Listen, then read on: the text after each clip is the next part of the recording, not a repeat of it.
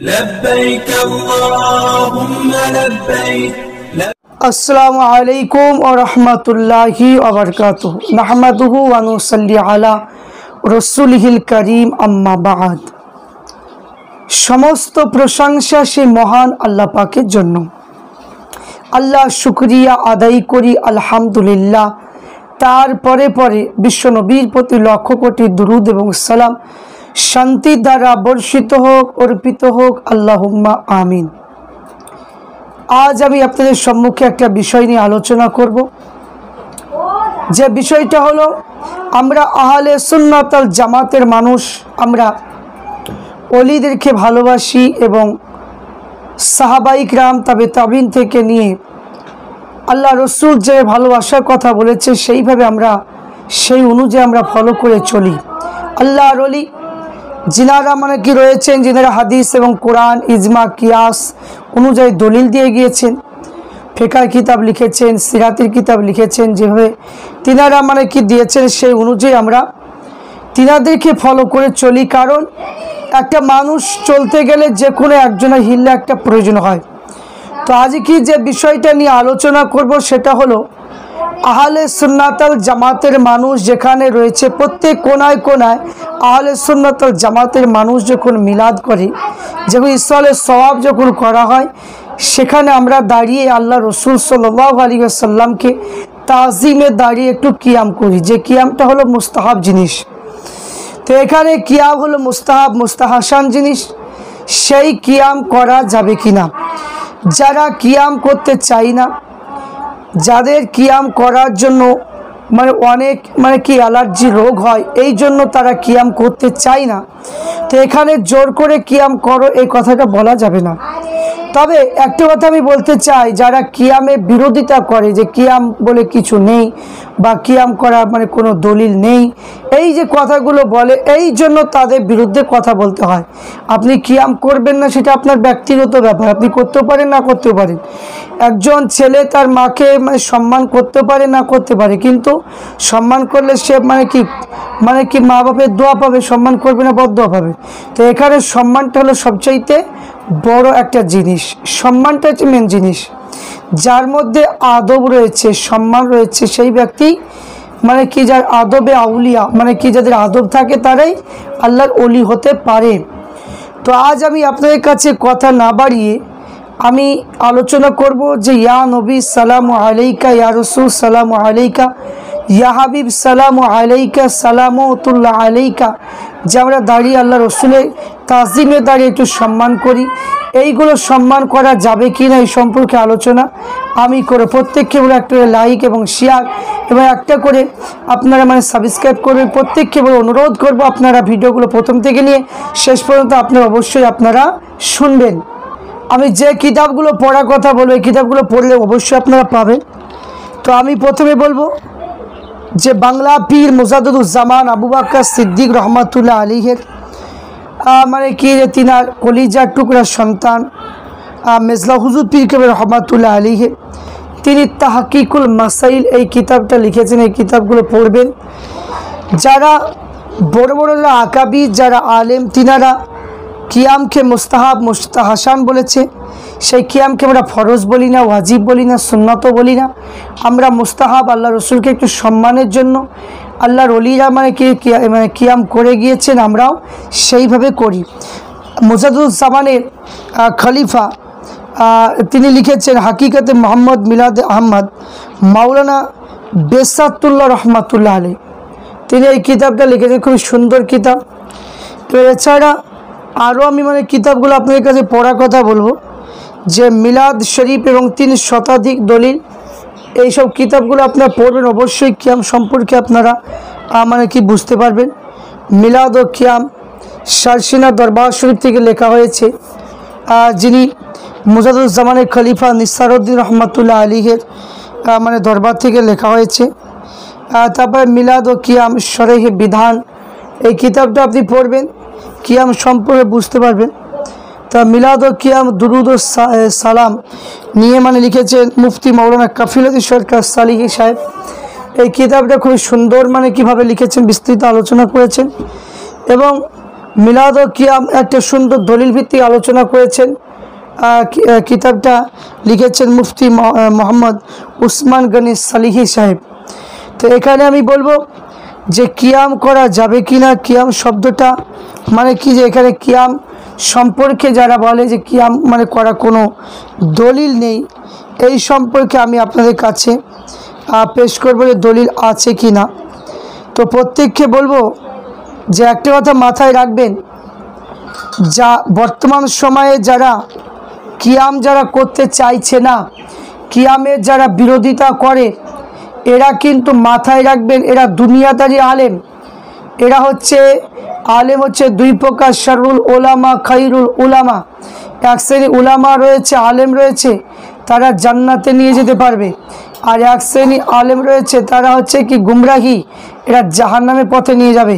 তো বর্তমান সময়ে যারা এই কিয়ামের বিরোধিতা করছেন এরা হলো গুমরাহি আলেম, আর যারা কিয়াম করে গিয়েছে তিনাদের কিতাবে লিখে গিয়েছেন এরা হলো কি যে জান্নাতি আলেম, যেখানে তারা ভালো এবং তারা জান্নাতে নিয়ে যাওয়ার ক্ষমতা রেখেছেন। কারণ তার ইলমে জাহির ইলমে বাতিনি ইলিম রয়েছে তিনাদের, এবং তিনারা আল্লাহর ওলিও হয়েছেন।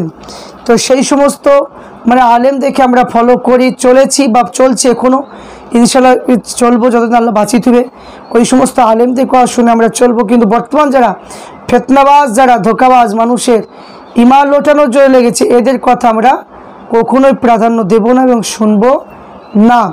কারণ তারা এখনকার বর্তমান সময়ে কেউ বাংলা শিক্ষিত, কেউ মানে কি জেনারেল শিক্ষিত, কেউ মানে কি যে মাদ্রাসায় মানে জাহির ইলম শিক্ষা করেছে, এতটুকু, এর বেশি শিক্ষা গ্রহণ করেন, তারা তো ফিতনা ছড়াবেই।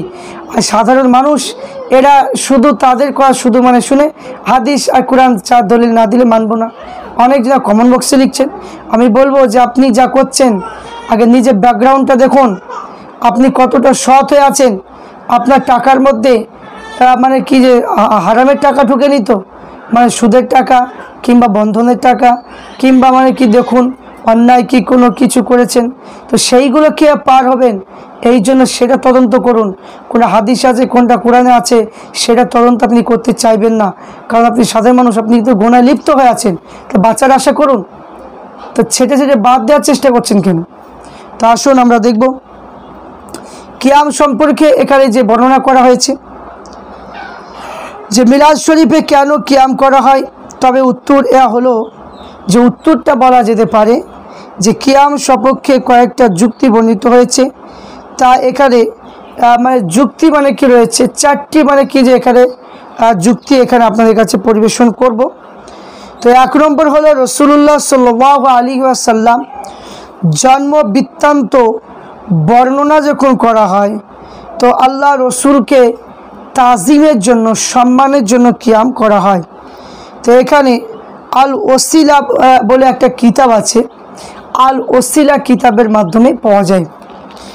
দ্বিতীয় নম্বর হলো যে এখানে শাহ আব্দুল হক এলাহাবাদী রহমাতুল্লাহ আলাইহি দুরুল মুনাজ্জাম কিতাবের মধ্যে লিখেছেন যে আল্লাহ রসুল সাল্লাল্লাহু আলাইহি ওয়াসাল্লাম জন্মবৃত্তান্ত বর্ণনায় আল্লাহ রসুলকে দাঁড়িয়ে তাজিমে কিয়াম করা, এটা মানে কি হয়ে থাকে, এটা হলো মুস্তাহাব জিনিস। সিরাতে